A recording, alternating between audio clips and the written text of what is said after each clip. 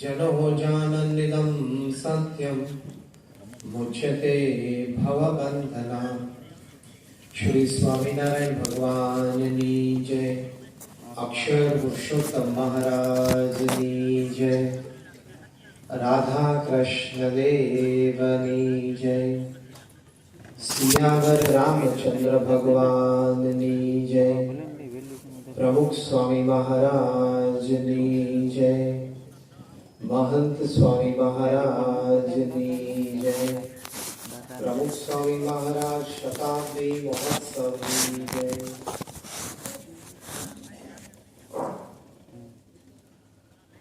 प्रथम तो भगवान स्वामीनारायण के चरण में वंदन साथे गुरु हरि परम पूज्य प्रमुख स्वामी महाराज ना चरण में वंदन साथे અને પ્રગટ ગુરુ હરિ પરમ પૂજ્ય મહંત સ્વામી મહારાજના ચરણમાં વંદન સાથે રોટ્રેક ક્લબ ઓફ કર્ણભૂમિ અને ધ વરાછા ક્લાસીસ એસોસિએશનના તમામ હોદ્દેદારશ્રીઓને, આમંત્રિત મહેમાનોને, આપ સૌ પધારેલા સભાજનોને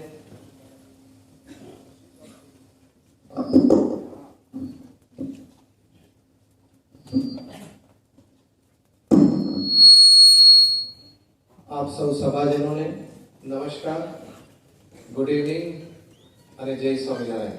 જય સ્વામિનારાયણ। આજની આપણી વાતનો વિષય છે વર્ક લાઈફ બેલેન્સ। એટલે કે આપણું વ્યવસાયિક જીવન છે, સામે આપણું વ્યક્તિગત અને પારિવારિક જીવન પણ છે। એ બંને વચ્ચે સમતુલના કેવી રીતે મેળવવી। આપણે 21મી સદીમાં જીવી રહ્યા છીએ। 21મી સદીનો એક સમાજ, 21મી સદીના માણસનું માનસ કોઈ એવું વર્ણન કર્યું છે કે these are the times of fancier houses but broken homes। અત્યારે મકાનો બધા બહુ સારા થયા પણ ઘર બધા તૂટતા ગયા। These are the times of double incomes and more divorces। Income બધી ડબલ થઈ ગઈ, પતિ પત્ની બંને કમાતા થયા અને છૂટાછેડાના દર પણ વધતા ગયા। These are the times of high-rise buildings and low-rise characters। Building બધામાં ઊંચા થતા ગયા। મુંબઈમાં વર્લીમાં 117 માળનું રેસિડેન્શિયલ ટાવર બને, 117માં માળે માણસ રહેશે। The high-rise buildings but low-rise characters, ચારિત્ર બધા બહુ નિમ્ન થતા ગયા। These are the times of broader highways but narrower viewpoints। એટલે હાઈવે બધા પહોળા થતા ગયા અને આપણા દ્રષ્ટિકોણ બધા બહુ સંકુચિત થતા ગયા। આપણા માનનીય પ્રધાનમંત્રી શ્રી નરેન્દ્રભાઈ મોદીએ દિલ્હી મેરઠ હાઈવે ઓપન કર્યો 16 લેન, 8 જવાના 8 આવવાના। એ હેતુથી કે યુદ્ધ વખતે કદાચ એરપોર્ટ તૂટે તો સીધા જ્યાં પ્લેન ત્યાં લેન્ડ થઈ શકે, પણ એમ જલ્દી તૂટશે નહીં। આજની ઘટના પરથી તેવું લાગે છે।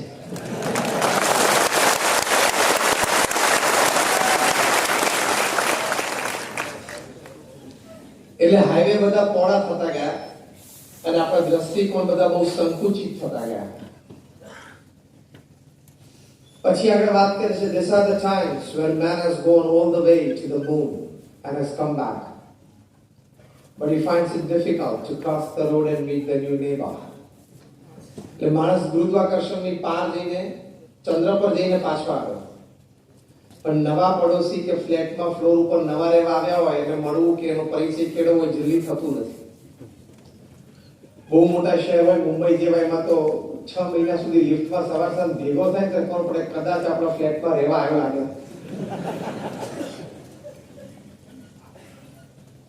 These are the times where man has broken the atom and he has produced tremendous amount of energy but finds it difficult to break a prejudice। કે માણસે અણુ તોડ્યો, અણુમાંથી જબરદસ્ત શક્તિ પેદા કરી, પણ પ્રેજુડાઇઝ પૂર્વગ્રહ તોડવો બહુ અઘરો પડે। કોઈ વ્યક્તિ વિશે આપણે કંઈક દોષિત વાત સાંભળી અથવા આપણે જોઈ તો પછી એ વ્યક્તિની એ છબી આપણા મનમાં હંમેશા કાયમ રહ્યા જ કરે. એ વ્યક્તિ સુધરી શકે છે, સુધારો થઈ શકે છે એવું જલ્દી આપણે સ્વીકારવા તૈયાર નથી. આ એ ઘટનાને 10 વર્ષ પછી પણ એ વ્યક્તિ વિશે કોઈ સારી વાત આપણને કરે કે આણે આ એક જરા સારું કામ કર્યું, તો આપણે કે વાત તારી બરોબર છે, હું તને પહેલા 10 વર્ષ જૂની એક વાત છે હું તને કહું. આ આપણો માણસ, પ્રેજુડાઇઝ માણસ, એટલે જે પેલા કલરના ચશ્મા આપણે નાના હતા ત્યારે પહેરતા, ગ્રીન દેખાય ને લાલ દેખાય ને, એટલે ચશ્મા આપણે પહેરી લઈએ. These are the times of good profits in businesses but shallow relationships. ધંધામાં નફા ફાયદા તો ઘણા થાય છે પણ સંબંધો બહુ છીછરા થઈ જાય. એકવાર સ્વાર્થ પૂરો થાય પછી સંબંધ રાખવો કોઈને બહુ જાજો ગમતો નથી. અમદાવાદી જેવું થાય કે ચા વાળાને બધી નિશાની શીખવાડી રાખી હોય, મહેમાન આવે કે 2 ચા લાવજો એટલે કે ના લાવતો જલ્દી, 15 મિનિટ પછી પાછો ફરી વખત કે પેલા મહેમાન પછી કંટાળી જતા રહે. And the list is very long describing the state of affairs of the 21st century man and society. But in short, you can say these are the times where we have much to show in the show window and nothing in the stock room.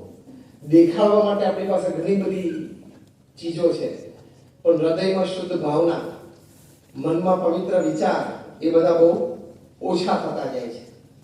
અને 21મી સદીમાં ખામી પણ એની જ છે. તમે જો આ સમાજને ભણેલા વ્યક્તિએ જેટલું નુકસાન કર્યું છે એના કરતા અભણે ઓછું કર્યું છે. અભણ ચોરી કરે તો 500 રૂપિયાની, 5000ની, 50000ની કરે, ભણેલો ચોરી કરે તો 1 લાખ કરોડ ને 1.5 લાખ કરોડની કરે.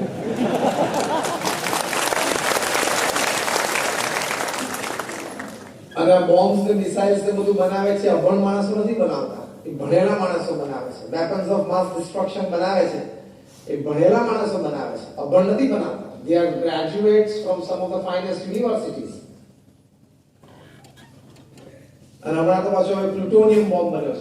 આજે તો આપણે 1000 કિલોના નાખ્યા 10, પણ હવે તો પ્લુટોનિયમ બોમ્બ બન્યો છે. It kills but does not destroy. એ અહીંયા બોમ્બ પડે તો 1 સ્ક્વેર કિલોમીટરમાંથી ઓક્સિજન સક થઈ જાય, ઓક્સિજન ખેંચી લે. તમે 1 કિલોમીટર ઓક્સિજન વગર દોડીને બહાર જઈ ના શકો એટલે તડપીને મરો. પણ આ કોઈ પ્રોપર્ટી કે કાપડને કશું જ ના થાય, ડિસ્ટ્રોય ના કરે, મારે પણ નુકસાન ના કરે. મજા આવે એ વાત છે ને.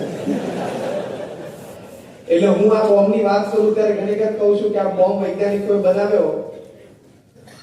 તમે ટોયલેટમાં બેઠવાના બોમ્બ પડે તો તમે મરી જાવ પણ તમારા ટોયલેટ પેપરને કંઈ થાય નહીં. એટલે આજના વૈજ્ઞાનિકોએ ભેગા થઈને મનુષ્ય જીવનની કિંમત ટોયલેટ પેપર કરતા પણ ઓછી કરી નાખી. આ બધાનું વર્ણન એક વાક્યમાં એટલું આવી જાય.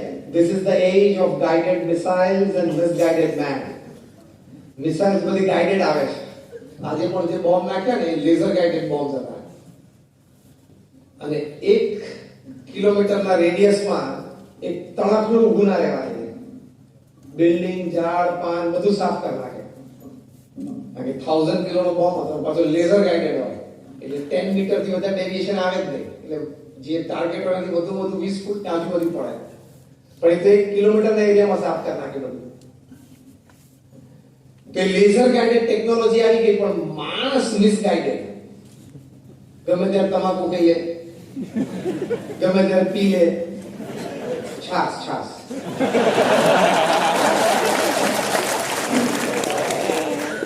પૂરતું રાખો.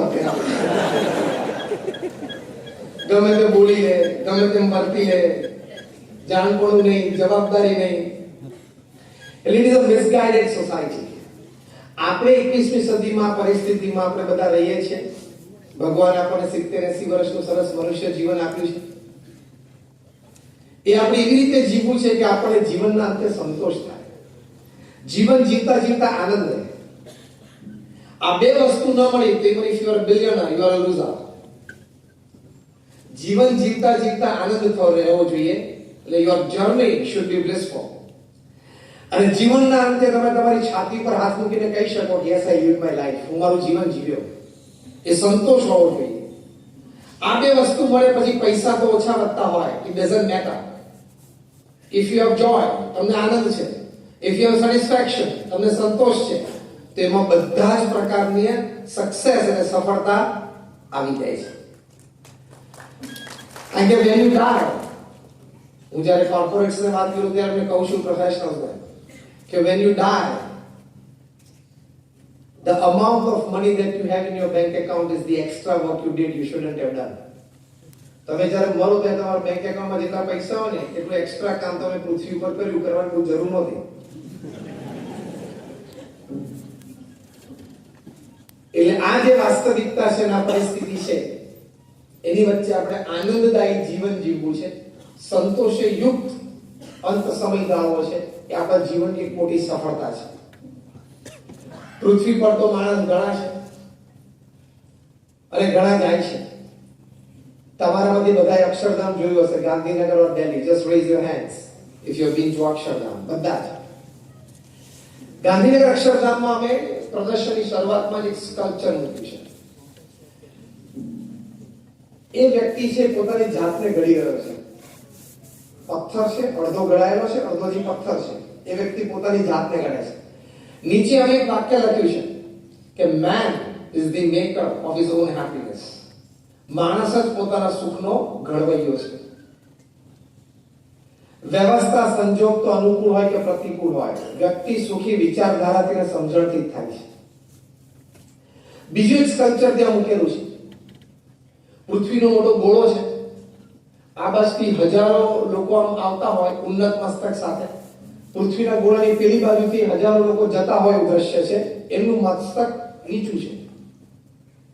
એટલે પૃથ્વી પર રોજ ઘણા આવે છે, પૃથ્વી પરથી ઘણા રોજ વિદાય લે છે.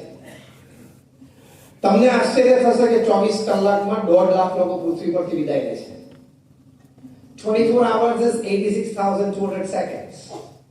એમાં 1.5 લાખ એટલે દર 2 સેકન્ડે 3 વ્યક્તિઓ પૃથ્વી પરથી વિદાય લે છે.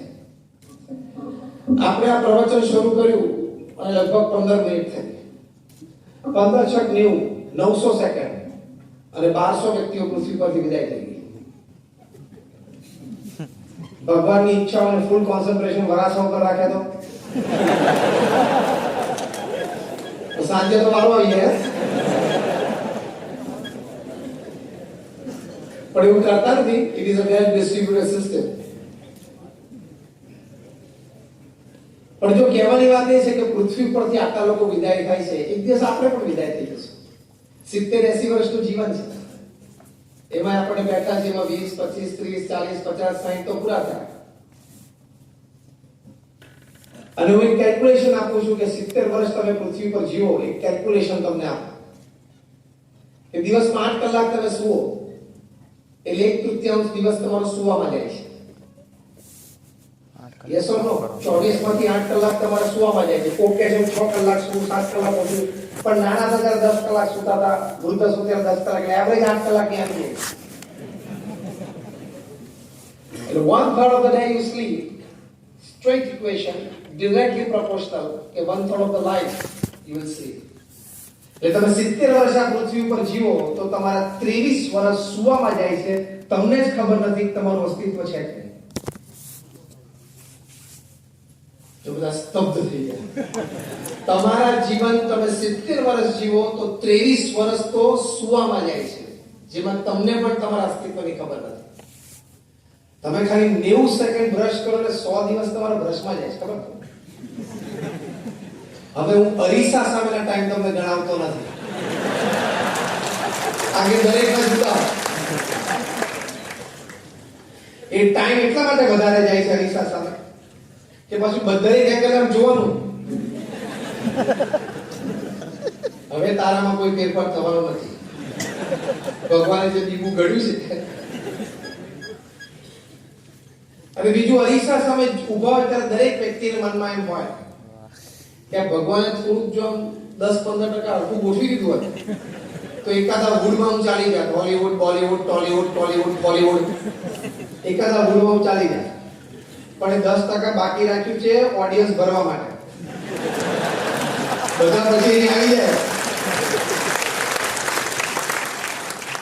આ વાત અને વિચાર તમને એટલા માટે આપવું છે કે જીવનમાં કોઈ વાતનો અફસોસ ના રાખો,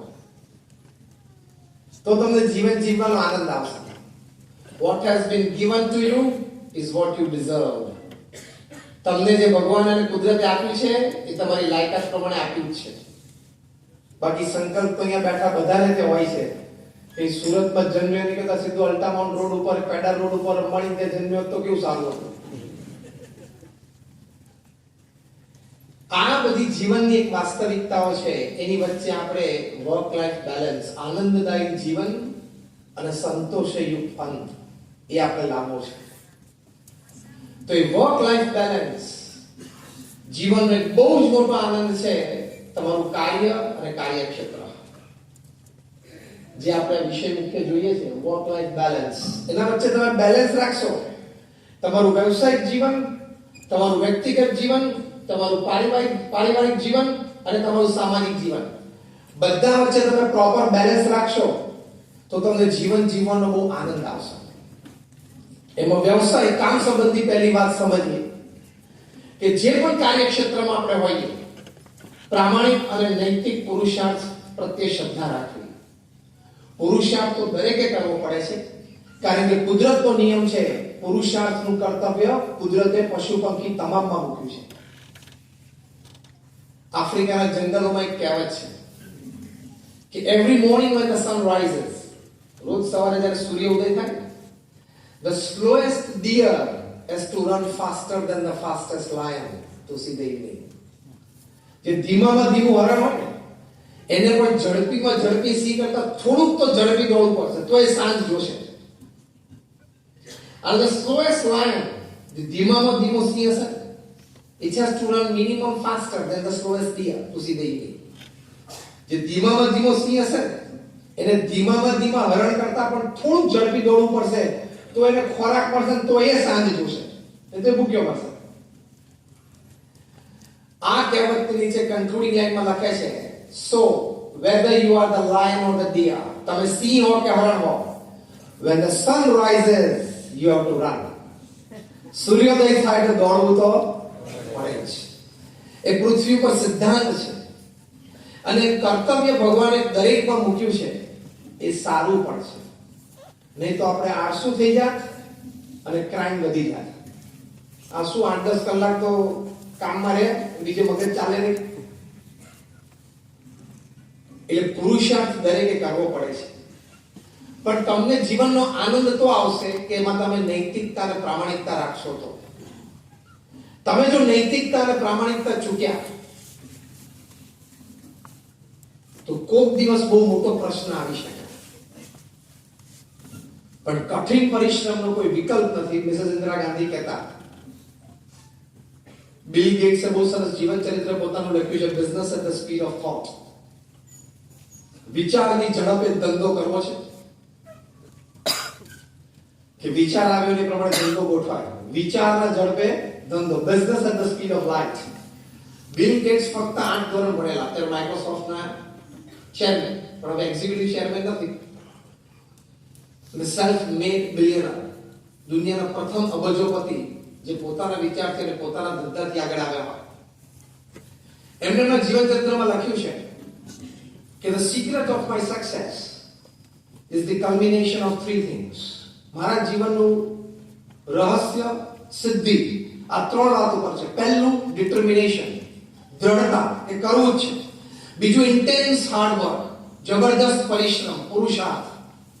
અને ત્રીજું acceptance of the ideas of others, અન્યના સારા વિચારોનો સ્વીકાર. દરેક વ્યક્તિએ ગુણિયલ પુરુષાર્થ કર્યો છે. પહેલી વાત આપણે કરી સખત પુરુષાર્થ, પણ મહાપુરુષોનું જીવન જોઈએ ત્યારે આપણને પ્રતીતિ આવે છે કે પુરુષાર્થ ગુણિયલ હોય છે. એ સદગુણે યુક્ત પુરુષાર્થ હોય છે. અનેક સદગુણો સાથે મળે અને પછી પુરુષાર્થ થાય, that brings a different result.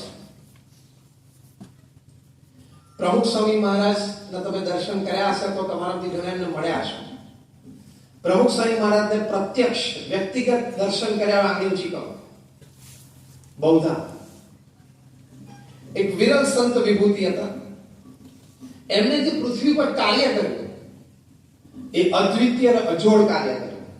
He was a one man organization. એક વ્યક્તિ સંસ્થા હતા. તમે અહીંયા અડાજણ રોડ ઉપર સ્વામિનારાયણ મંદિર જોયું હશે, પુલની સામે.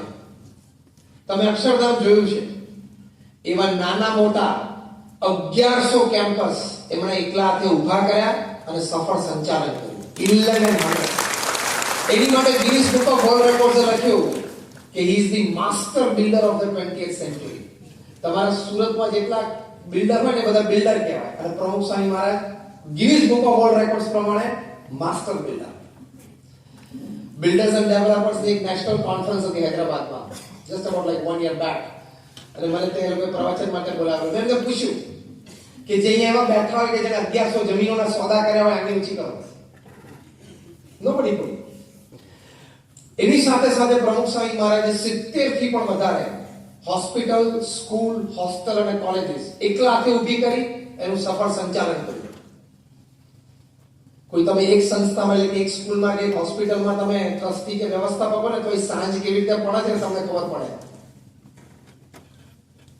વિઝડમ, બરોબર ને? Am I right? તો પ્રમુખ સ્વામી મહારાજે 70 થી પણ વધારે હોસ્પિટલ, હોસ્ટેલ, સ્કૂલ અને કોલેજ. અમારી હોસ્પિટલ પણ અહીંયા છે, પ્રમુખ સ્વામી મહારાજ હોસ્પિટલ, મંદિરથી પાછળ 5 કિલોમીટર ડિસ્ટન્સમાં. તમે નંબર 1 નેશનલ હાઈવે ઉપર આવો એટલે અત્યારે નંબર 48, દર 50 કિલોમીટર અમારી સંસ્થા. પ્રમુખ સ્વામી મહારાજે જ્યારે 1971 માં સંસ્થાના ગુરુપદે આવ્યા ત્યારે સંસ્થા ખૂબ નાની હતી. પોતાના પ્રચંડ પુરુષાર્થથી, ગુણિયલ પુરુષાર્થ અને ગુણિયલ વ્યક્તિત્વ અને ગુણિયલ જીવનથી આજે આ બીએપીએસ સ્વામિનારાયણ સંસ્થા વિશ્વની પ્રથમ 10 સંસ્થામાંની એક સંસ્થા છે. બીએપીએસ સંસ્થાને યુનાઇટેડ નેશન્સમાં યુનોમાં પરમેનન્ટ સ્ટેટસ છે એઝ એન એનજીઓ. દર શુક્રવારે અમારો રેપ્રેઝેન્ટેટિવ ન્યુયોર્કમાં યુનોમાં બેસે છે. 162 પ્રકારની social, environmental, medical, educational, cultural, moral activities છે. અને જ્યાં જ્યાં અતિવૃષ્ટિ અનાવૃષ્ટિ થઈ આજ સુધીમાં કદાચ 250 થી વધારે નાના મોટા આવા પ્રસંગોમાં સમાજની સાથે રહ્યા. ભુજના ભૂકંપ પછી તો પ્રમુખ સ્વામી મહારાજે 9 ગામ દત્તક લઈને 1500 ઘર બાંધી આપ્યા. આવું વાત કરું છું 19 વર્ષ પહેલાની. પ્રચંડ પુરુષાર્થ અને જીવનમાં કર્યો. દુનિયાના 60 દેશોમાં 18000 ગામડાઓમાં જાતે ગયા છે. કોઈ જાહેર જીવન જીવનારી વ્યક્તિને પૂછજો કે 18000 ગામડાઓમાં જાતે જવું એટલે શું? ટીપીની નોંધણી કરવાની તો ના જવાય, અઘરું છે, વેરી ડિફિકલ્ટ. પ્રમુખ સ્વામી મહારાજને લોકો વ્યક્તિગત જીવન, પારિવારિક કે વ્યવસાયિક જીવનનો પ્રશ્ન આવતો એની માટે પત્ર લખતા. એવા 7.5 લાખ પત્રો એમણે વાંચ્યા છે અને ઉત્તર આપ્યો છે. At an unbelievable average of reading and answering 70 letters a day without a Sunday for 45 years.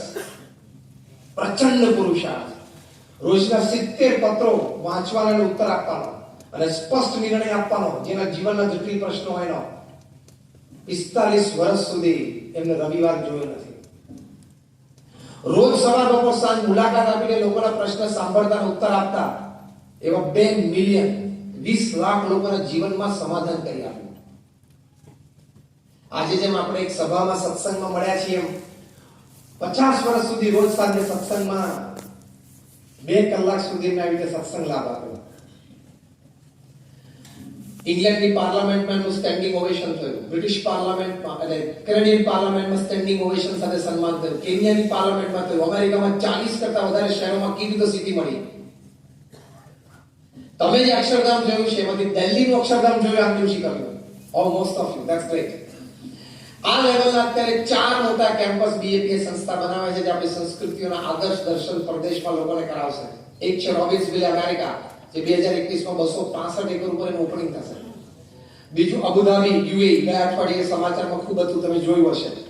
ત્રીજું છે જોહાનસબર્ગ, સાઉથ આફ્રિકા, અને ચોથું છે સિડની, ઓસ્ટ્રેલિયા. આ બધું પ્રમુખ સ્વામી મહારાજનું વિઝન હતું. સાથે સાથે અમારા જેવા 1100 સંતોને એમણે દીક્ષા આપી. એમાંથી 750 થી પણ વધારે સંતો graduate, post graduate, chartered accountant, doctors અને એન્જિનિયર્સ છે. એમાંથી 150 થી પણ વધારે અમારા સંતો બોર્ન અમેરિકન અને બ્રિટિશ સિટીઝન છે. એમાંથી અમારા 50 થી પણ વધારે સંતો Stanford, Oxford, Carnegie Mellon, Yale, કેલોન, હાર્વર્ડમાં ભણેલા છે. અમારા ઘણા બધા સંતો $1 લાખ, $2 લાખનો સેલરી છોડીને 25-28 વર્ષની મને સંત થયા છે. આ તો મેં તમને એટલા માટે કહ્યું કે તમને એવું ના લાગે કે નહીં ફાવ્યું હોય, નહીં જામ્યું હોય એટલે અહીં આવી જાય.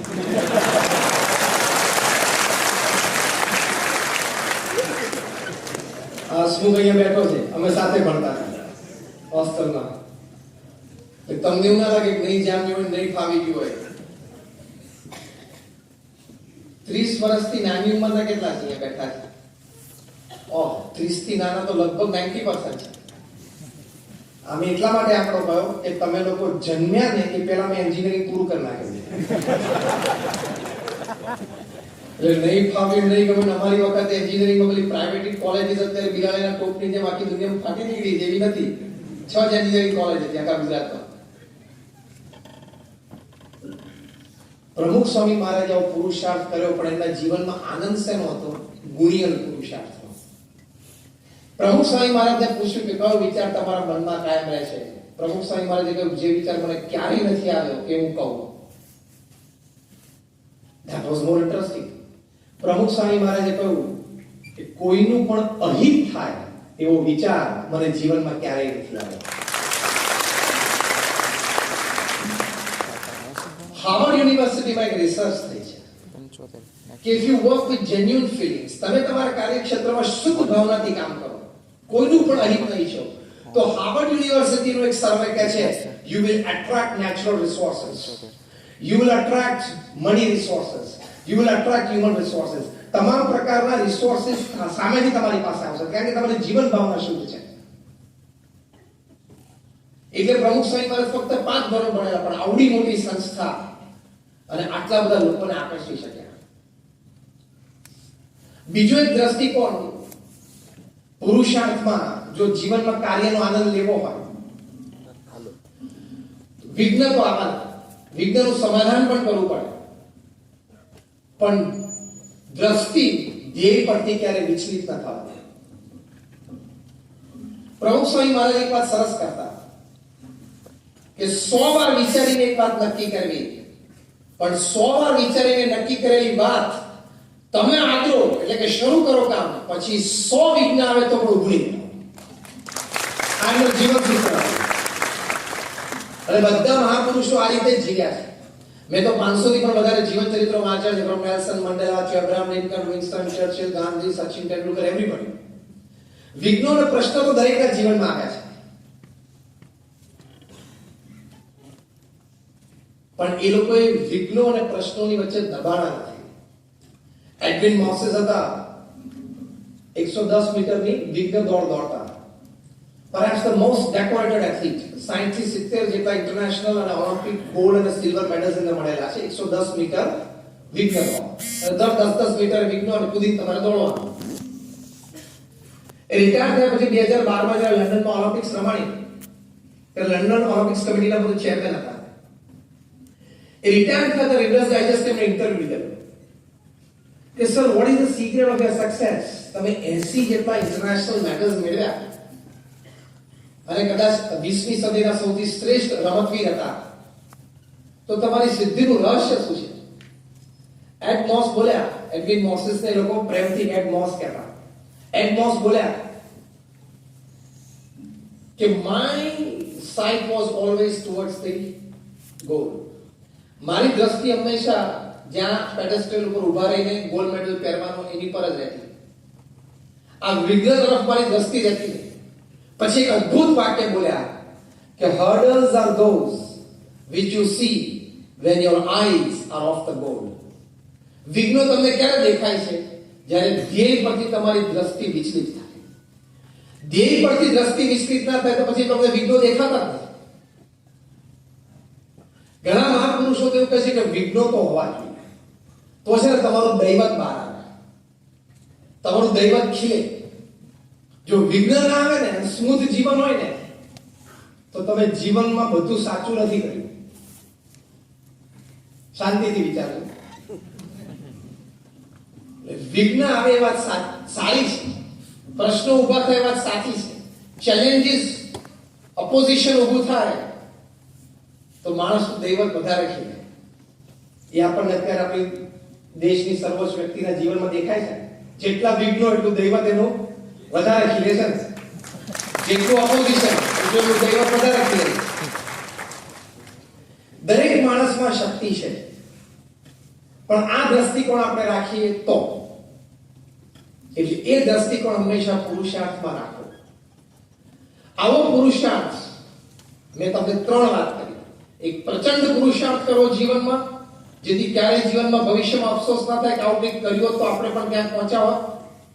બીજું, ગુણ્ય પુરુષાર્થ કરવો કે સદગુણે યુક્ત પ્રામાણિકતા, નૈતિકતા હંમેશા રાખવા, દરેકનો હિત ઈચ્છવો. ત્રીજી વાત કરી કે ધ્યેય તરફ હંમેશા દ્રષ્ટિ રાખવી, વિઘ્નોથી વિચલિત થવું. તો કામ સંબંધી આનંદ આ જીવન યાત્રામાં ખૂબ રહેશે. પણ નૈતિકતા અને પ્રામાણિકતા ચૂક્યા તો તમે ગમે તે હો, ગમે ત્યાં હો, ગમે તે કક્ષાએ બેઠા હો, નાના મોટા પ્રશ્ન આવવાની ચોક્કસ શક્યતા છે. તમારી કંપનીનું નામ સત્યમ હોય ને તમે અસત્ય પ્રેક્ટિસિસ કરો તો યાદ આવી ગયું બધાને?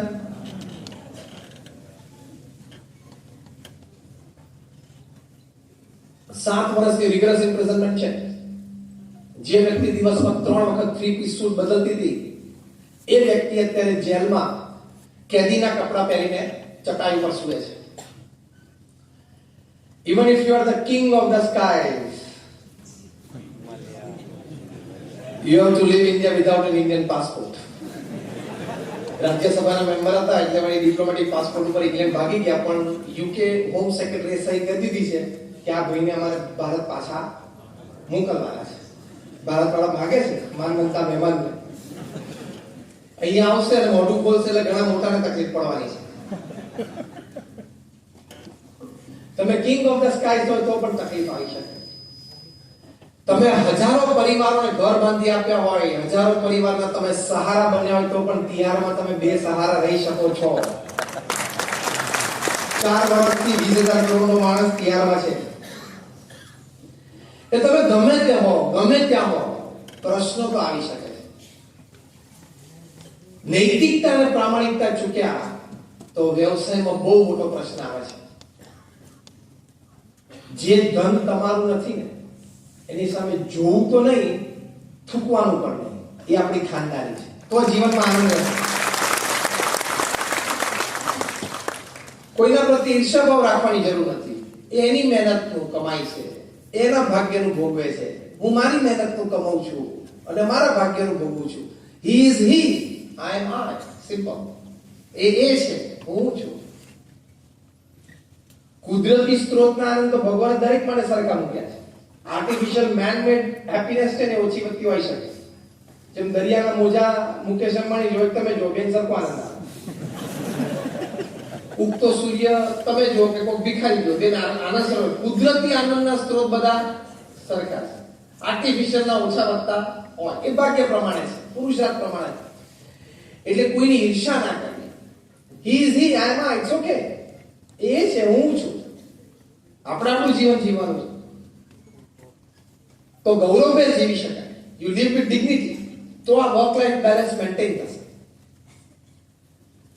ઇન્ફિરિયોરિટી કોમ્પ્લેક્સમાં નહીં આવવાનું. પ્રમુખ સ્વામી મહારાજ 1984 માં પોપ જોન પોલને રોમ વેટિકનમાં મળ્યા. આગલા દિવસે પત્રકારે પૂછ્યું તમે આ કપડામાં પોપને મળવાના? એટલે આ સ્વામિનારાયણ સાધુના ડ્રેસ. પ્રમુખ સ્વામી કે હા, અમે તો આ જ કપડા પહેરીએ છીએ.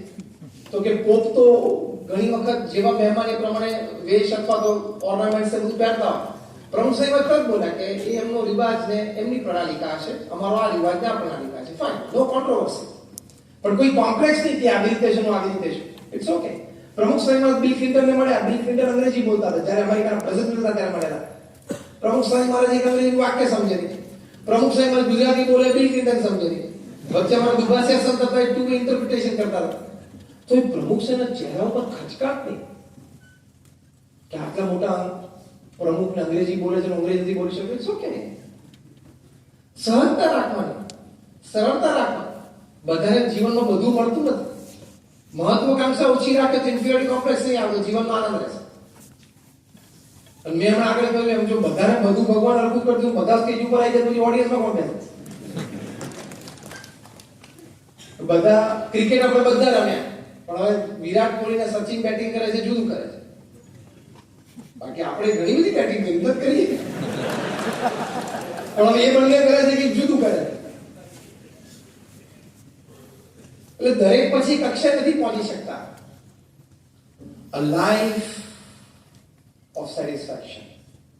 પુરુષાર્થ ચોક્કસ કરો, મોટો ધ્યેય પણ બાંધો, એની માટે પ્રયત્ન પણ કરો, પણ સાથે સંતોષની એક રેખા પણ રાખવી. કારણ કે 70 વર્ષ હમણાં પસાર થઈ જશે, ખબર નહીં પડે. બેલેન્સ ચૂકી જાય તો આનંદ રહે. અને કામ કરતા કરતા પણ શ્રીમદ ભગવદ ગીતાએ જે શીખવાડ્યું છે કર્મણ્ય વાધિકાર રસ્તે માં ફલેશુ કદાચન. ભગવાન કૃષ્ણે અર્જુનને કહ્યું કામ કરવું એ તારી જવાબદારી છે, ફળ હું નક્કી કરીશ. કારણ કે ફળ ખાલી તારી બુદ્ધિ કે તારી આવડત કે તારા આયોજન પ્રમાણે નથી, તારા કર્મ અને પ્રારબ્ધ પ્રમાણે પણ નક્કી થાય છે. આ બધાનું મિક્સ એન્ડ મેચ કરીને ફાઇનલ પ્રોડક્ટ નક્કી થાય છે. એટલે પુરુષાર્થ, ગુણિયલ પુરુષાર્થ કરવાની જવાબદારી આપણી છે, ફળ ભગવાન નક્કી કરે છે. તો શું તમને સ્ટ્રેસ નહીં આવે, વર્ક લાઈફ બેલેન્સ સારું મેન્ટેન થશે. પ્રશ્ન ક્યાં આવે છે કે મેં આ નક્કી કર્યું ને આ થવું જ જોઈએ, આ કેમ ન થયું? ભાઈ ના થયું, થવું જોઈતું પણ ના થયું, તો હવે તારે શું કરવું છે બોલ? થવું જોઈતું હતું પણ ના થયું, તો હવે તારે શું કરવું છે? ડિપ્રેશનમાં આવી જવું છે, સ્ટ્રેસમાં આવી જવું છે, ગભરાઈ મૂંઝાઈ જવું છે, શું કરવું છે? You have to decide. પણ તમને આ વાત જો એક યાદ રહે કે મારું કર્તવ્ય છે પુરુષાર્થ કરો, ફળ ભગવાન નક્કી કરે છે. કેટલા શાંતિથી આપણે જીવી શકીએ. પ્રમુખ સ્વામી મહારાજ વલ્લભ વિદ્યાનગરમાં હતા, તે એલિકોન એન્જિનિયરિંગ કંપનીના જનરલ મેનેજર નટુભાઈ પટેલ, પ્રમુખ સ્વામી મહારાજ પટેલ ગુણાવરાગી એ મળવા માટે આવ્યા. અને એમને પ્રમુખ સ્વામી મહારાજે કહ્યું કે મેં તમને આખા દિવસમાં ઘણી બધી દિનચર્યામાં જોયા છે. મોર્નિંગ વોક કરતા જોયા છે, પ્રાતઃ પૂજા કરતા જોયા છે, પત્ર લેખન કરતા જોયા છે, વ્યક્તિગત મુલાકાતમાં જોયા છે, કોઈ સંસ્થા કે વહીવટી મીટિંગમાં બેઠેલા જોયા છે, ચર્ચામાં જોયા છે, આવી રીતે સત્સંગ સભામાં બેઠેલા જોયા છે. પણ ક્યારેય તમારા ચહેરા ઉપર મેં તણાવ નથી જોયો, કોઈ થાક નથી જોયો, કોઈ દુઃખની લાગણી નથી જોઈ. એનું શું કારણ છે?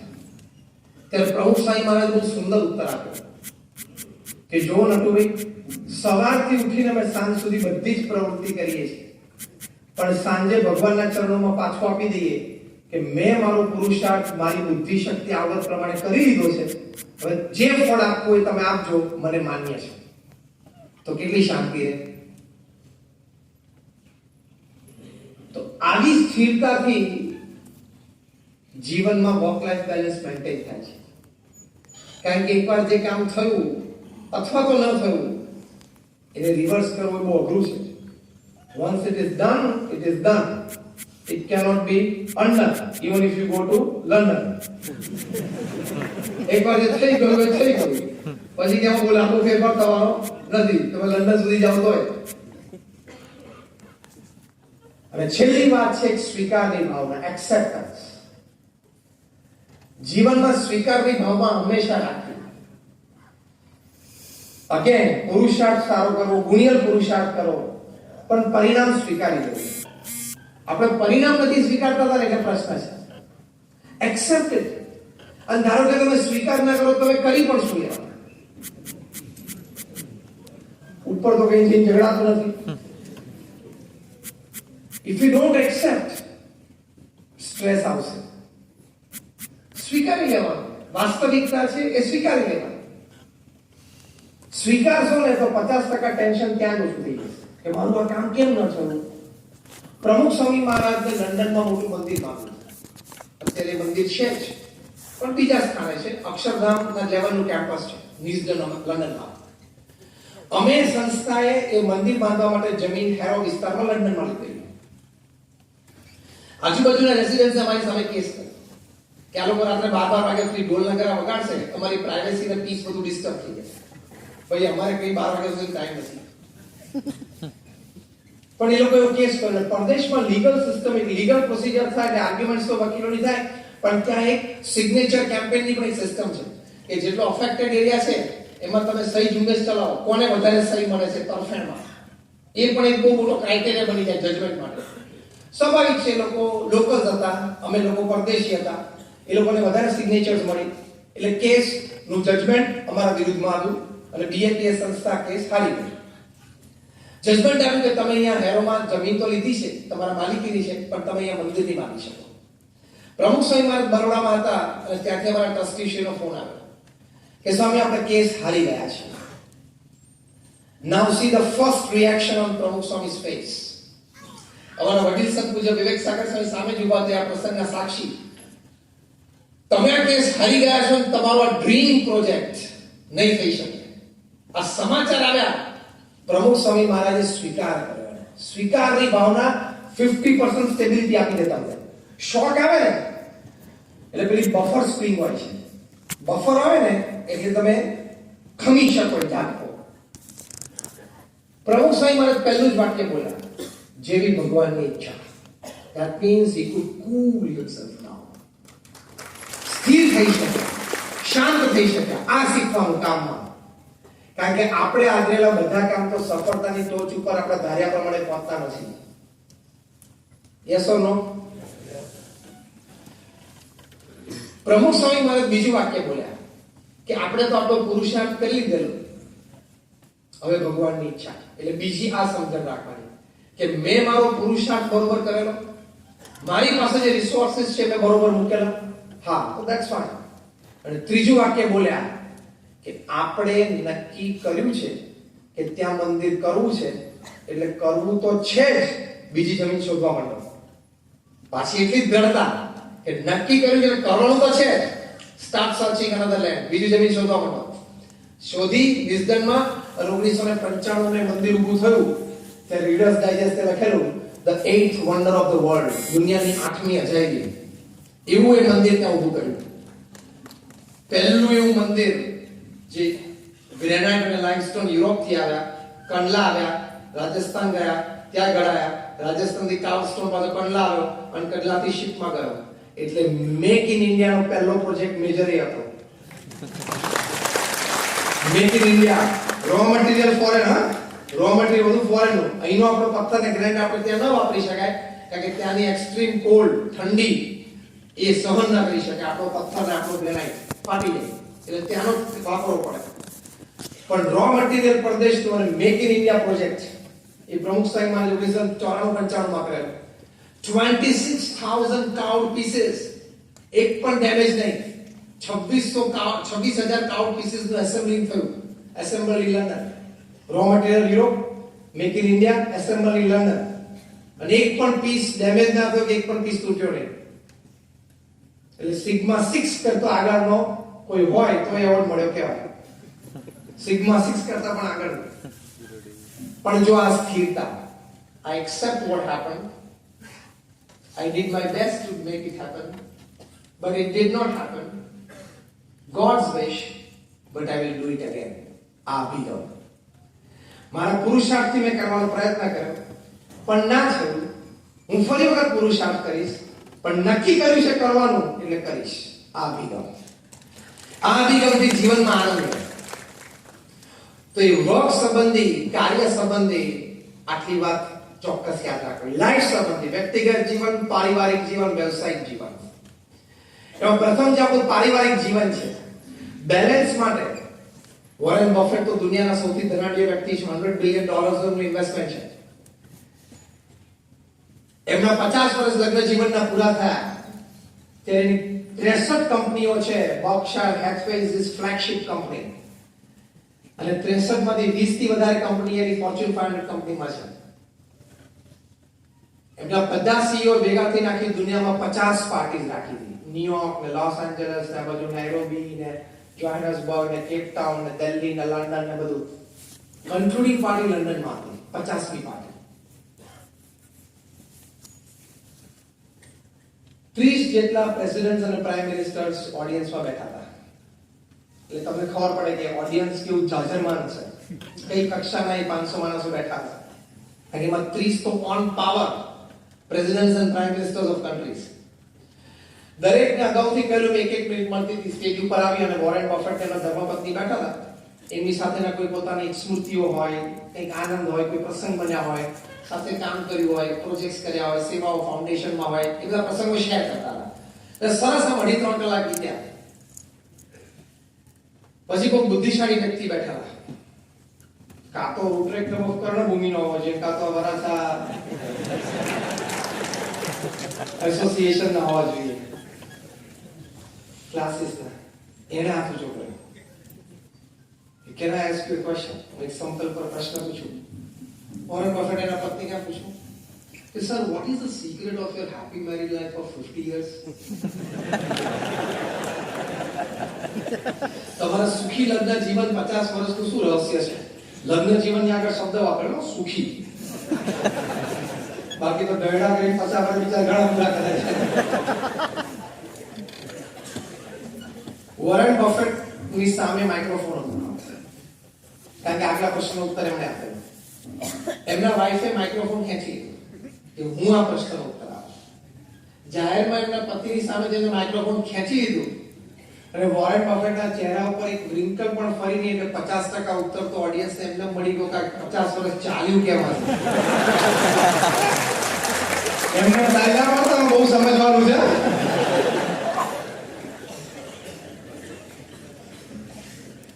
Now on a serious note, Warren Buffett ના પત્ની બોલ્યા કે there has not been a single day in our 50 years of married life where me, my husband, my children, my family, we have not sat together for dinner at 8 p.m. એક પણ દિવસ અમારા લગ્ન જીવનનો 50 વર્ષમાં એવો નથી કે હું મારા પત્નીને, મારા સંતાનો, પરિવાર અમે રાત્રે 8 વાગે પારિવારિક ભોજન માટે ડાઇનિંગ ટેબલ ઉપર સાથે ના બેઠા હોઈએ. હું 100 અબજ માણસની વાત કરું છું. 100 બિલિયન રૂપીસ નહીં, પાછા ડોલર. રફ ગણતરી પ્રમાણે 1 અબજ ડોલર એટલે 7,000 કરોડ રૂપિયા થાય. 70 નો ભાવ ગણો તો આપણે રાઉન્ડ ફિગર લો અત્યારે 70. ગણતરી થાવ તો પછી એ નહીં થાય. 100 billion dollars is 7 lakh crore rupees. 7 lakh crore રૂપિયાનું ઇન્વેસ્ટમેન્ટ છે. એ વ્યક્તિના જીવનની આ વાત છે, જો કેટલું બેલેન્સ રાખે છે વર્ક અને લાઈફ વચ્ચે. બીજી વાત એમના પત્નીએ કરી, એક પણ દિવસ એવું નથી કે રાત્રે ભોજન પછી હું અને મારા પતિ અડધો કલાક સાથે ચાલવા ના ગયા હોય. તમારી લોકોની છાતી પર હાથ મૂકીને આ બે વાત ઉપર મદદ કરો. વોરેન બફેટ વાળા કરતા ઘણાની વરાછામાં કામ બહુ હોય.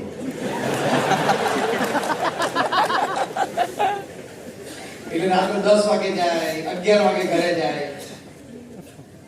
When I talk to professionals, હું જ્યારે જનરલ મેનેજર્સ હોય, HR મેનેજર્સ હોય, ચાર્ટર્ડ એકાઉન્ટન્ટ્સ હોય, ડોક્ટર્સ, હું જ્યારે એમને વાત કરું ત્યારે કહું આ બધી વાત અમે તમને કરીએ છીએ ખાલી 2 પુસ્તક વાંચીને. અમે આ BAPA સંસ્થામાં અમારા એડમિનિસ્ટ્રેશન, મેનેજમેન્ટ, HR સિસ્ટમમાં ફૂલી ઇન્વોલ્વ છીએ. આપણા સંતો ખાલી વાતો કરતા એવું નથી, અમે હોસ્પિટલ, હોસ્ટેલ, સ્કૂલ, કોલેજીસ ચલાવીએ છીએ. એટલે વહીવટ, વ્યવહાર બધું ખબર છે. How you can manage and balance. હું એમને કહું છું કે જેટલા તમારા 22 વર્કિંગ દિવસ છે, શનિ રવિ કાઢ નાખો, 5 day week, 22 માંથી 3 કે 4 દિવસ રાત્રે 10 વાગ્યા પછી ઘરે આવવાની છૂટ, કારણ કે કામ વધારે હતું, એકાદ બે અર્જન્ટ કેસ આવી ગયા ઓફિસમાં. બીજા 2 કે 3 દિવસ રાત્રે તમે 9 વાગ્યા પછી આવો તો એ છૂટ, ટ્રાફિક હતો રોડ ઉપર. આ તમે જે ઘરે મોડા પહોંચ્યા પછી જે પાનું શબ્દો તો ના વપરાય, ભલે બહુ બોલી ટ્રાફિક બહુ હતો, 4 રસ્તા પર એક્સિડન્ટ થયેલો, હું તો ક્યારનો નીકળી ગયેલો 7:45 નો. હજુ એમાં યાદ રાખવું પડે શુક્રવારે શું બોલવું, ગુરુવારે શું બોલવું.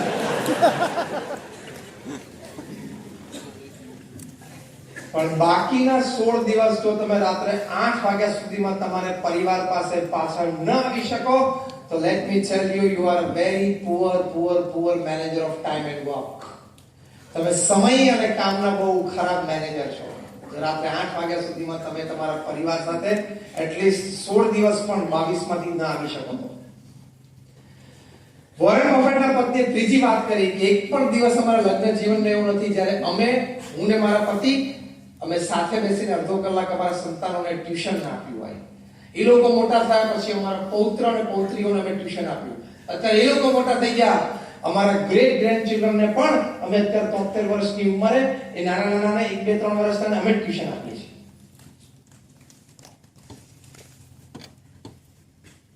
સ્તબ્ધ થઈ ગયા. અને તમે તમારા સંતાનોને ટ્યુશન ક્લાસીસમાં મોકલો છો. આજે લોકો બધા ઘણા બેઠા છે.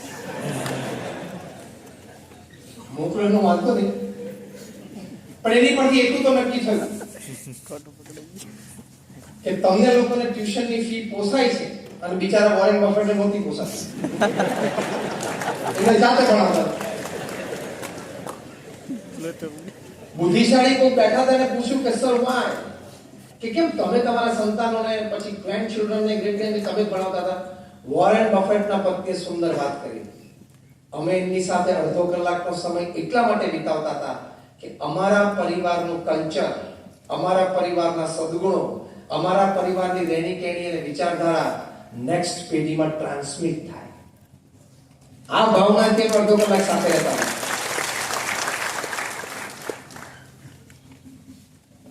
તમે તો તમારા સંતાનો રિઝલ્ટ દેખાડો કે પપ્પા બાબા રિઝલ્ટ આવ્યું તો છાપો વાંચતા વાંચતા કે મમ્મી દેખાડ્યું તો કે આ વસ્તુ સારું, મમ્મી દેખાડ્યું તો કે આ જા. સોચે કે સાચું બોલતું એવું મને લાગે છે.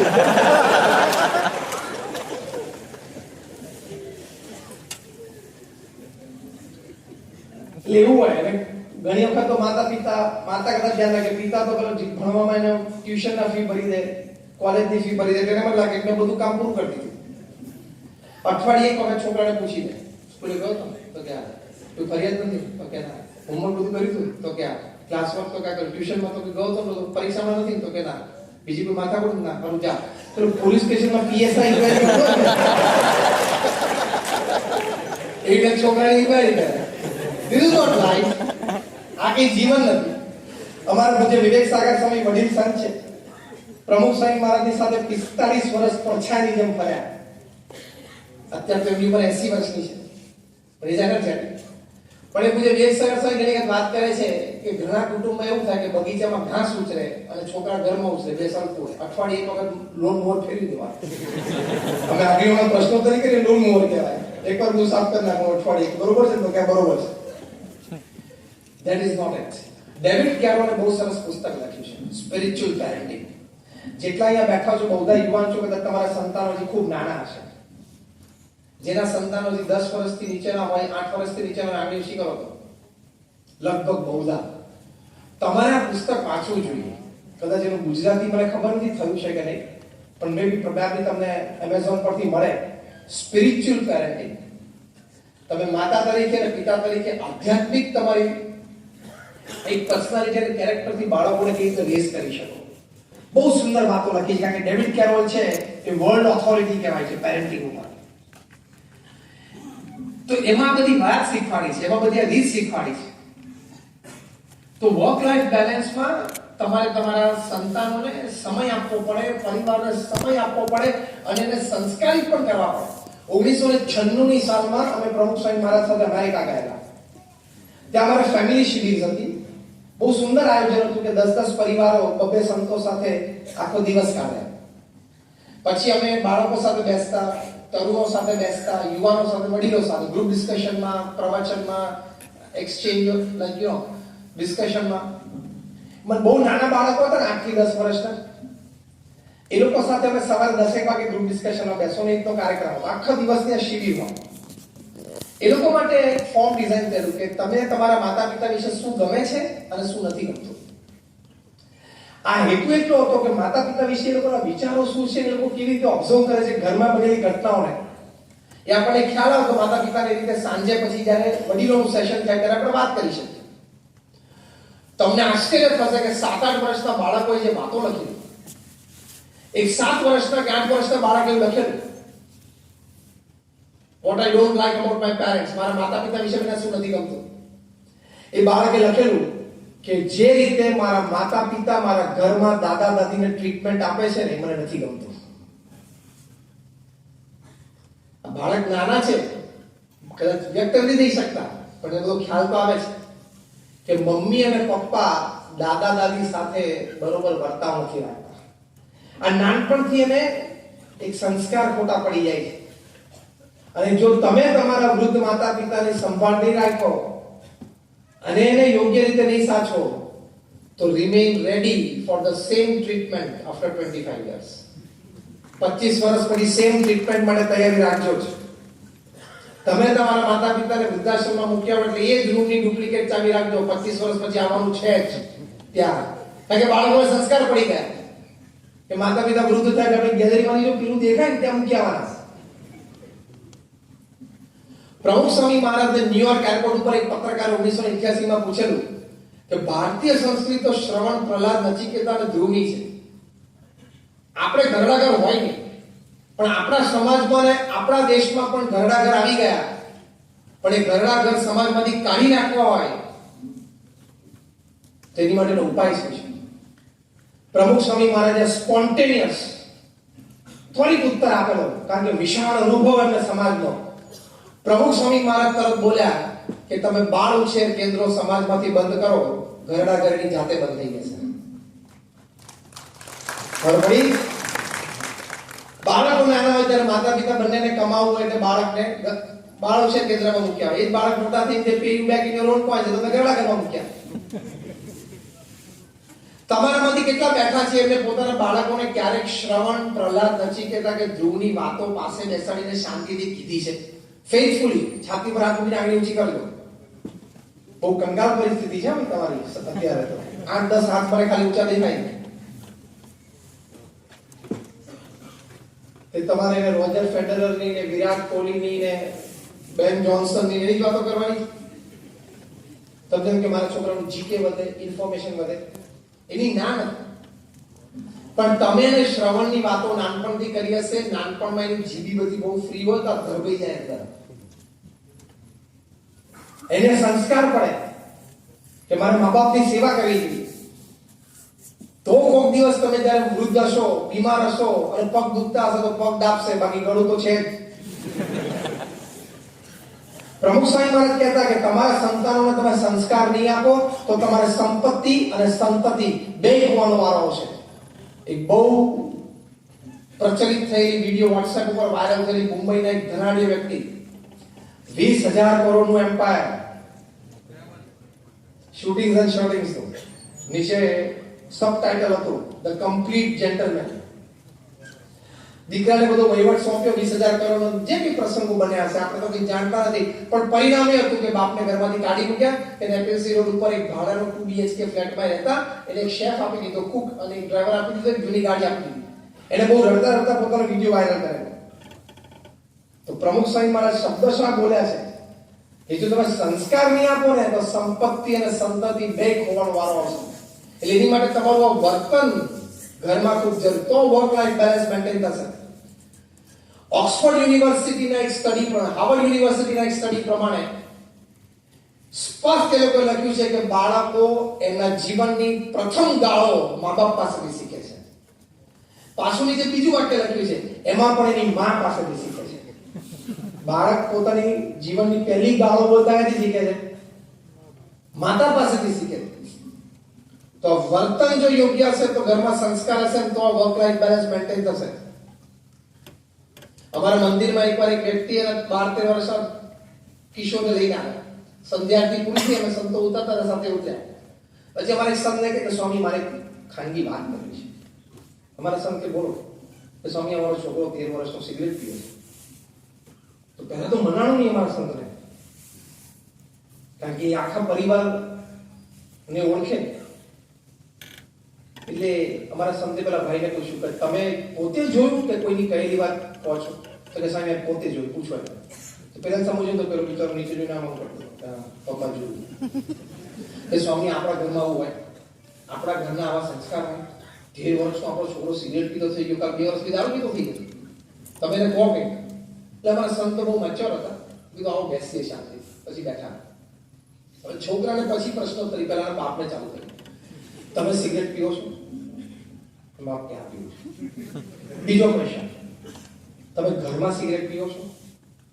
તો કે હા. ત્રીજો પ્રશ્ન, ક્યારેય તમને પીવાનું મન થયું હોય ઘરમાં અને સિગરેટ ન હોય ત્યારે તમે આ છોકરાને પાનના ગલ્લે મોકલ્યો છે? તો કે હા, અમારા સંતે ચેપ્ટર એન્ડ, કહાની પૂરી થઈ. તમને ઘરમાં સિગરેટ પીતા જોયા, તમે એના પાનના ગલ્લે સિગરેટ લેવા માટે મોકલ્યો. હવે એને છેલ્લો એક કાર્યક્રમ બાકી હતો એમ કરી નાખ્યો.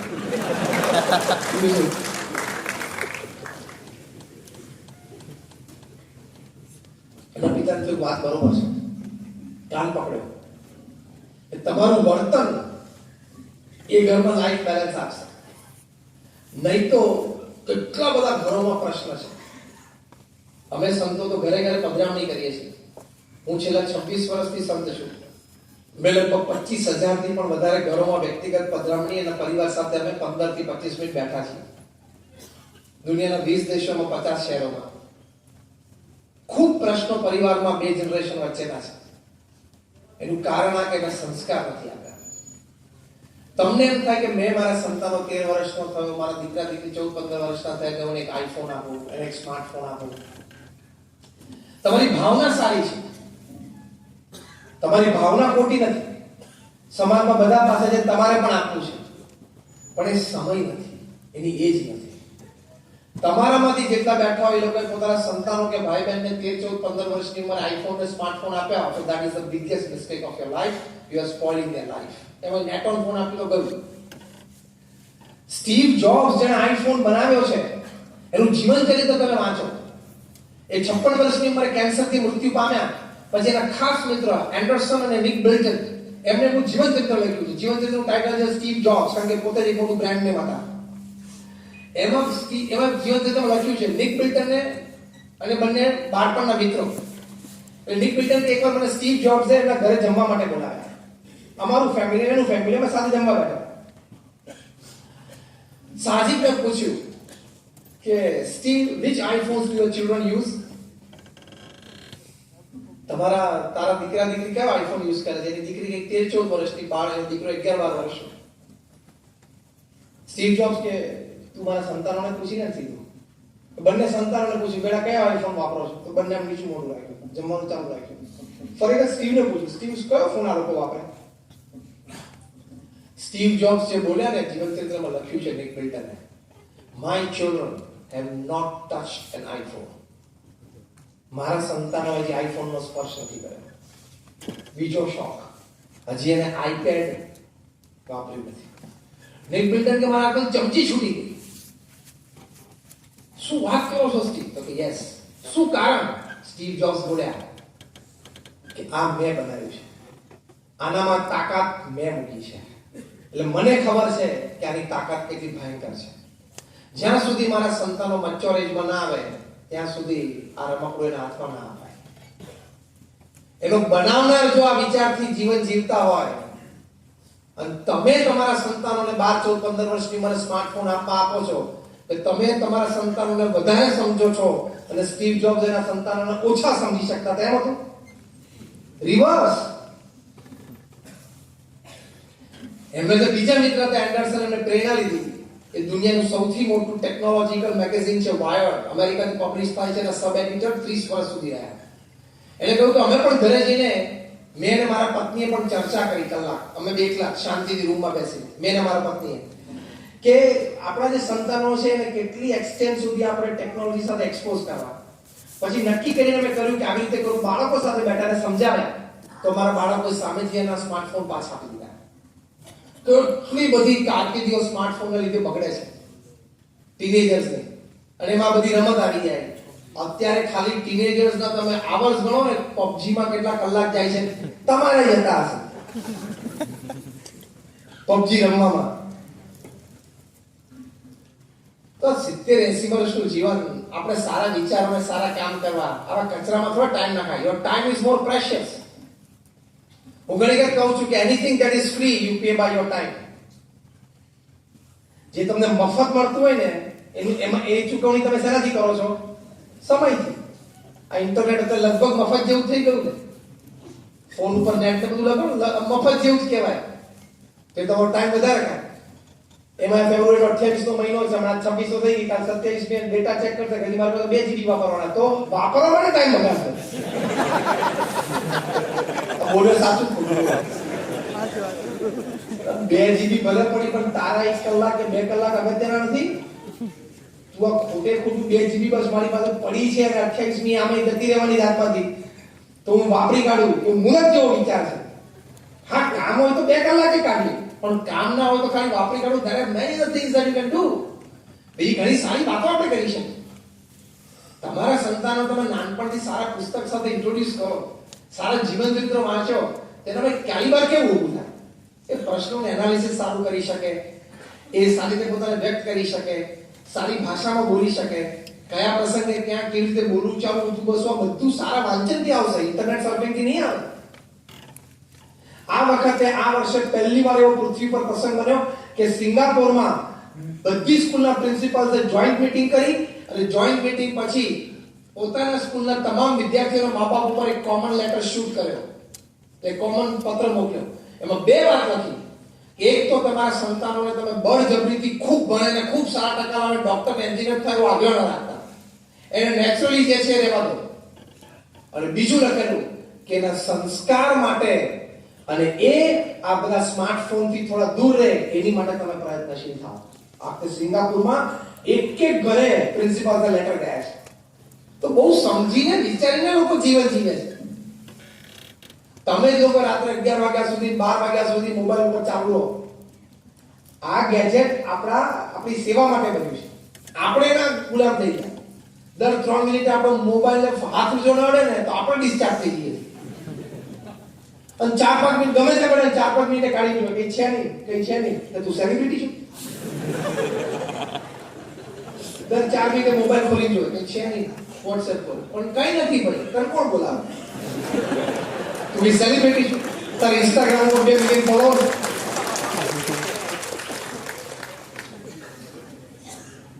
રાત્રે 11-12 વાગે રાત્રે સુતા મચ્છરદાની અંદર જઈને એકવાર જોઈ લે કે WhatsApp છે નહીં. રાત્રે 12 વાગ્યાથી ફોન ચાલુ રાખો તો તમને એમ છે કે મને આ 2G 3G સ્કેમની બહુ ખબર છે, અથવા તો આજે જે એર સ્ટ્રાઇક તેની માહિતી મને ઘણી ખબર છે, ઘણા છાપા વાંચીને ટીવી જોઈ લીધા. કે કદાચ એક joint parliamentary committee Narendrabhai Modi રચે અને એમનો રાત્રે 11:30 વાગે પીએમઓ માંથી મને ફોન આવે કે તમે આનું સભ્યપદ ગ્રહણ કરશો.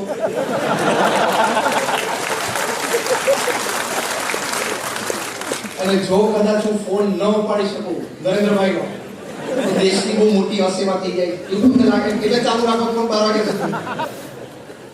તારા જેવા એમને 125 કરોડ છે, તું સુઈ જા. તારા જેવા એમને 125 કરોડ છે, તું શાંતિથી સુઈ જા. સવારના પોરમાં ઉઠીને પહેલો પલંગમાંથી નીચે ઉતરે પહેલા ઘણા તો ભગવાનને સંભાળ્યા વગર પહેલા બાજુ મોબાઈલ પડ્યો ને, એક તો આખી રાત બાજુમાં મોબાઈલ રાખો ને એટલે સાયન્સ પ્રમાણે પ્રૂવ થયેલી વાત તમારા મગજને ધીમે ધીમે નબળું કરે છે. રેડિયેશન ચાલુ છે. ચાર્જિંગમાં તમે 3 ફીટથી નજીક રાખ્યો એટલે બગડશે મગજ. આ સાયન્ટિફિકલી પ્રૂવ છે. પણ ભાઈ સવારે ઉઠી તમે મોબાઈલ જોઈ પાછો WhatsApp પર જેવો ડેટા ઓન કરો ને મેસેજીસ આવવા ને તમે ખુશ થાઓ. 60 ચેટ 80 મેસેજ ખુશ થાઓ. પણ એમાં 90% તો ગુડ મોર્નિંગ ના ફૂલડા જ હોય છે. એમાં જે કઈ ફૂલડું તમને કે મતલબ તમે આગળ જવા દો. અને પાછું ફરતું 4 દિવસે છે મુંબઈ ને દિલ્હી થઈ પાછું આવે. એમાં એક પાંદરી બપોરે એમ કોક નવરો તો ક્રોપ ચોપ કરી લે. એ જવા દે. એવો ટાઈમ બગાડે. એ સવારના ફોનના જે 60-70 મેસેજ હોય છે એમાં તો ખાલી આમ જ કરવાનું. ખબર પડી? ઓપન ક્લોઝ ઓપન પેલાને ડબલ બ્લુ ટિક આવી જવી જોઈએ. બાકી એનું લાંબુ કઈ હોતું નથી. WhatsApp માં જેટલા વિડિયો આવે એટલે તમે ખોલો મૂર્ખ છો. તમને ટાઈમ, એનર્જી, મેન્ટાલિટી ની ખબર જ નથી. ક્યાં એટલો બધો કચરો. WhatsApp નો સમાનાર્થી શબ્દ મેં બનાવ્યો કચરા પેટી. આખો દુનિયાનો કચરો ત્યાં ઠરવો. એમાં અડધું ખોટું, અડધું સાચું, અડધું નહીં, આમ તો વધારે પ્રપોર્શનમાં આવે. એટલા બધા આપણે એટેચ થઈ ગયા. We don't know what is living. જીવન કેવી રીતે જીવવું આપણે ખબર જ નથી. પછી આ વર્ક લાઈફ બેલેન્સ ક્યાંથી રહે? તમે જમવા બેસો છો બધા ત્યારે તમારા જમણા હાથમાં કોળીઓ હોય અને ડાબા હાથમાં શું હોય? બોલો. એટલા બધા તમે ગુલામ થઈ ગયા કે કોઈક વ્યક્તિ મોબાઈલ ઉપર તમારી સાથે વાત કરતી હોય, 100 માઇલ દૂર હોય, એ વ્યક્તિ તમારી પાસે વધારે અગત્યની છે કે 2 ફૂટ દૂર બેઠેલી તમારું લોહીનું સગું? બેમાંથી અગત્યનું કોણ છે તમારી માટે? કુમાર મંગલમ બિરલા અને ધર્મપત્નીને ઇન્ટરવ્યુના ટાઈમ્સ ઓફ ઇન્ડિયા લીધેલો. He is the chairman of the Aditya Birla Group. It's a 5 lakh crore group. 5 lakh કરોડનું એક ગ્રુપ છે Aditya Birla group. From salt to software બધું જ બનાવે છે. એમનો ઇન્ટરવ્યુ ટાઈમ્સ ઓફ ઇન્ડિયા લીધો, પતિ પત્નીનો સાથે ઇન્ટરવ્યુ લીધો. ટાઈમ્સ ઓફ ઇન્ડિયાના પત્રકારે પૂછ્યું how are you managing time? તમે સમય કેવી રીતે મેનેજ કરો છો? કારણ કે તમે સેલિબ્રેટેડ કપલ કહેવાય, સાઉથ બોમ્બેમાં એટલે ટાઉનમાં રહો છો, office time, travel time, meeting time, social time, અને રોજ તમારે 5 તો ઇન્વિટેશન હોય, સાઉથ બોમ્બેમાં રહેતા હોય અને આ બિરલા અટક છે એટલે, તો તમે આ બધું મેનેજ કેવી રીતે કરો છો ટાઈમમાં? એમના ધર્મપત્નીએ બહુ સુંદર ઉત્તર આપ્યો. સાંભળજો. એમના ધર્મપત્નીએ કહ્યું કે there is a custom in the Birla house. Birla હાઉસમાં એક રિવાજ છે કે રાત્રે 8 વાગે ને દરેકે પોતાનો મોબાઈલ ફોન અમારી માતાને જમા કરાવી દેવાનો. ઇન્ટરવ્યુઅર પૂછ્યું કે કુમાર મંગલમ બિરલા ઓલ્સો? કુમાર મંગલમ બિરલા પોતે પણ? ત્યાં ધર્મપત્નીએ કીધું હા, એ પોતે પણ. તો ઇન્ટરવ્યુઅરે પૂછ્યું કે then what do you do after that? કે એના ભાઈ તમે શું કરો જ્યારે મોબાઈલ વગર જીવન જ નહીં? કુમાર મંગલમ બિરલાના પત્નીએ કહ્યું કે 8 વાગે મોબાઈલ જમા કરાવે પછી બધા ડાઇનિંગ ટેબલ ઉપર સાથે બેસીએ. 8 થી 8:45 પોણો કલાક જમવાનું ચાલે, વાતો કરતા કરતા. 8:45 થી 9:30 સુધી ડાઇનિંગ ટેબલ ઉપર બેસીને દિવસમાં જે કે પ્રસંગો બન્યા હોય શેર કરવા જેવા ફેમિલીમાં એ વાતો કરીએ, કોઈ ફેમિલી હિસ્ટ્રીની વાતો કરીએ, કોઈ પ્રસંગ આવતો હોય આપણા પરિવારમાં તેની કંઈક ચર્ચા, આયોજન, વિચાર ચાલે. 9:30 અમારા માતૃશ્રી એના પાઉચમાંથી બધાને કાઢીને પોતપોતાનો મોબાઈલ આપે 10 મિનિટ માટે. અર્જન્સી અને ઇમરજન્સી હોય તો ચેક કરી લેવાનો, તો આન્સર આપી દેવાનો. કામ ન હોય તો લખી નાખો કાલ સવારે 10 વાગે ઓફિસમાં ફોન કરજો, મૂકી જ દેવાનો ફોન. પછી પોતાની રૂમમાં જતા રહે, કોઈ ટીવી જોવે, કોઈને વાંચવું, કોઈ બેસવું. આવા પરિવારોમાં આવા વિચારોથી રહે છે અને આપણે ગાંડા જેમ રાતે 11:30 ચાલ્યા જ કરે, 12 વાગે ચાલ્યા જ કરે. એટલે એને આટલા બધા એડિક્ટ નહીં થઈ જવાનું. એટલે વર્ક લાઈફ બેલેન્સ માટે આ પણ ખાસ ધ્યાન રાખજો. છેલ્લે આપણે 5 મિનિટમાં વાત પૂરી કરી દઈએ. વ્યસનથી પણ ખાસ ધ્યાન રાખજો, તો બેલેન્સ તૂટી જશે, જીવન તમે હારી જશો. અમે એવા પણ જોયા છે કે રોજ 50 ગુટકા ખાતા હોય, 50 વર્ષ સુધી એને તમાકુ ના કેન્સર ન થાય. અને એવા પણ જોયા છે કે 5 ગુટકા ખાતા, 2 ખાતા 5 વર્ષમાં એને કેન્સર લાગી જાય. આ રેન્જમાં તમારી બ્લડની રિએક્શન સિસ્ટમ શું છે તમને ખબર નથી. તમે અહીંયા જે બેઠા છો એમાંથી જે વ્યસન કરતા હશો તમાકુ, એની પર એક આક્ષેપ મૂકું છું. એ તમારી પાસે દલીલ હોય, તમે આક્ષેપ તમારો જવાબ આપજો. જે તમાકુ ખાતો એને હું મોઢે આક્ષેપ મૂકું છું કે તમને તમારી પત્ની વિધવા થઈ જાય એની કોઈ પડી નથી. હવે આની સામે આર્ગ્યુમેન્ટ હોય તો મને કહો. જે તમાકુ ખાય છે એને હું મોઢે એમ કહું છું કે તમારી પત્ની વિધવા થઈ જાય એની તમને કોઈ પડી નથી, તમને તમારા પત્ની પ્રત્યે પ્રેમ જ નથી. સાચું ખોટું? બીજો આક્ષેપ મૂકું છું, તમારા નાના સંતાનો બાપ વગરના થઈ જાય એની તમને કોઈ પડી નથી, તમને તમારા સંતાનો પ્રત્યે પ્રેમ જ નથી. હવે ખોટો જ મને કહો, ખોટો. કારણ કે તમે તમાકુ ખાવ છો એટલે જોખમ વધારો છો ને કેન્સરનું. તો ગમે ત્યારે તમારી પત્ની વિધવા થઈ શકે છે ને, તમારા બાળકો ગમે ત્યારે બાપ વગર થઈ શકે છે ને. તો 50 પૈસાની પડીકી તમને તમારા પરિવારજનો કરતા વધારે વાલી છે? ટેલ મી યસ ઓર નો. તમે આજે એક સંતને બોલાયા છે બોલવા માટે, સાચી વાત કરીશ, તમારી પાસેથી મારે કોઈ સ્વાર્થ નથી. અને હું 26 વર્ષથી બોલું છું, નેશનલ ઇન્ટરનેશનલ સેમિનારમાં 1 રૂપિયો પણ ચાર્જ નથી કરતો. એમાં રાઈટ ઓર રોંગ? આયોજકોને પૂછું છું. અમને કોઈ પૈસાની ગરજ જ નથી, અમે પૈસા રાખતા જ નથી, અમારા બેંક એકાઉન્ટ જ નથી, અમારા નિયમમાં જે આવે છે. તમારા સારા માટે વાત કરીએ છીએ, બાકી અમને કોઈ સ્વાર્થ નથી. હું સવારે બરોડાથી નીકળ્યો, બારડોલી ગયો, બારડોલીમાં આવો જ સમારંભ, એમાં 1.5 કલાક બોલ્યો. ત્યાંથી સુરત આવ્યો, આવો જ સમારંભ, અને અત્યારે રાત્રે 1:30 વાગ્યા સુધી બરોડા પહોંચીશ, કાલ સવારે 10 વાગે આવો જ સમારંભ છે. અમે તમારા માટે નિસ્વાર્થ ભાવે કરીએ છીએ, અમને કોઈ સ્વાર્થ નથી. 1 રૂપિયાનો પણ સ્વાર્થ તમારી પાસે નથી, પણ તમારા સારા માટે કરીએ છીએ. કેન્સર લાગી જશે તે રોતા નહીં આવે. એ આ વાત એક દિવસ કરતો ત્યારે એક જણાએ હાથ ઊંચો કરીને મને કે સ્વામી એમ તો તમાકુ નથી કરતા એને કેન્સર થઈ જાય.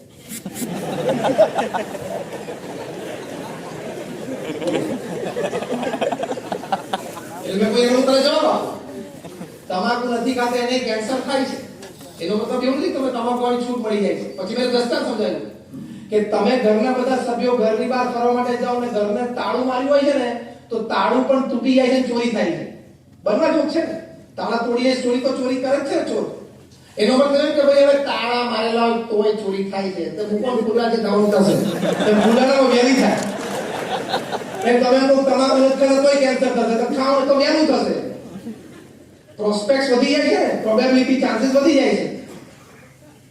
એક જણા એવી આર્ગ્યુમેન્ટ કરી સાહેબ તમાકુ આમ ચોરું ને ચૂના સાથે પછી સૌ ટોયલેટ જવાનું થાય. તમે તાલી પાડીમાંથી ઘણા બધા એવા હશે. કારણ કે એને છે ને મનમાં એ લિંક અપ કરી દીધું, સિંક થઈ ગયું, સિંક. બે મોબાઈલ ફોનનો ડેટા ટ્રાન્સફર કરો સિંક થાય એટલે સિંક થઈ ગયું. એટલે મેં કીધું એમાં એવું નથી. એક્યુપ્રેશર નામનું એક વિજ્ઞાન છે, તમને બધાને ખબર છે. એક્યુપ્રેશર ડાબા હાથમાં તમારા અંગૂઠાની નીચેનો પોઈન્ટ છે ને, આ આમે ટોયલેટ માટેનો એક્યુપ્રેશરનો પોઈન્ટ છે. તું આમ જે ચોડે છે ને એમાં ગરમી આવે છે ને અને દબાઈ એટલે તાર જવાન થાય. ચૂનાને તમાકુને નાના કોઈ લિંક જ નથી.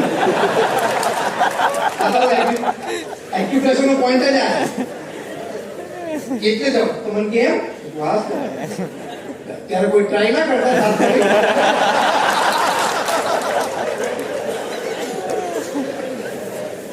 એટલે મેં એને કીધું કે કાલ તું તમાકુ ને ચૂનો ના લેતો, એના બદલે ખાલી ખાંડ ને મીઠું જો ખાંડ નામનું કરે પછી ખાંડ ઓઢાનું છે તોય જવાનું થાય. એટલે આવું આપણા બધા વિચારો. ઘણા કે તમાકુ ને વ્યસન ના કરે કામ કરવાનું મૂડ નથી આવતું. અરે અમે કઈ વ્યસન નથી કરતા તોય કામ નથી કરતા. પ્રમુખ સ્વામી કઈ વ્યસન નહોતા કરતા તોય કેટલું કામ કરે. અત્યારે મહંત સ્વામી મહારાજ છે, એમની ઉંમર 85 વર્ષની છે. રોજ 800 વ્યક્તિઓને વ્યક્તિગત મુલાકાત આપે છે. રોજ 150 પત્રો વાંચીને એનો ઉત્તર આપીને 150 ઉપર સહી કરે છે. રોજ 40 થી 50 ફોન કોલ્સ ઉપર લોકોને આશ્વાસન અને માર્ગદર્શન આપે છે. એટ ધ એજ ઓફ 85 અને 5 દિવસ કે 6 દિવસથી વધારે કઈ રોકાતું જાવ. મોટું શહેર તો વધારે રોકાય. અમે 5 દિવસ ધુલિયા હતા, 3 દિવસ નાસિક હતા, 5 દિવસ પુના હતા, 5 દિવસ અહીંયા અમારા સાકરી હતા. આજે સાંજે નીકળે 5 દિવસ સેલવાસ ગયા. એવરી 5th ડે 85 વર્ષની ઉંમરે મૂવ થવું એટલે 5 દિવસ માટે તો આ એનર્જી છે જ ભગવાને મૂકી જ છે ઇન્બિલ્ટ. માટે કોક દિવસ આપણું આટલું સરસ જીવન હાથમાંથી જતું રહે. અમે એવા જોયા છે 25, 28, 30 વર્ષે કેન્સર થાય ને તો દિવાલો જોડે માથા પછાડતા મેં નજરે જોયા છે. એવો વારો ના આવે ને ધ્યાન રાખજો. અમે તમને કહીએ તમને વાત નહીં મનાય. જે દિવસે લોહીની ઉલટી થશે કે તકલીફ થશે ડોક્ટર કહેશે કે કેન્સર છે તે દિવસે રોતા નહીં આવે. માટે પ્રમુખ સ્વામી મહારાજ ખૂબ આગ્રહ રાખતા કે આપણું વ્યસન, આપણું જીવન નિર્વ્યસની હોવું જોઈએ. અને છેલ્લી વાત કરવાની, ભગવાન પ્રત્યેની શ્રદ્ધા અને ભક્તિ રાખજો. ભગવાનનું અસ્તિત્વ છે, ભગવાન કરતા હરતા છે અને ભગવાન પ્રત્યેની શ્રદ્ધા એટલે એક જ વાક્ય. મારા જીવનમાં જે કંઈ પ્રસંગો સારા નરસા અત્યાર સુધી બન્યા છે, બની રહ્યા છે અને બનશે એ ભગવાનની ઈચ્છાથી બન્યા છે, મારા સારા માટે બન્યા છે અને હું આ અભિગમ રાખીશ તો એ મારા પ્રગતિનું કારણ પણ બનશે. બસ આ શ્રદ્ધા છે.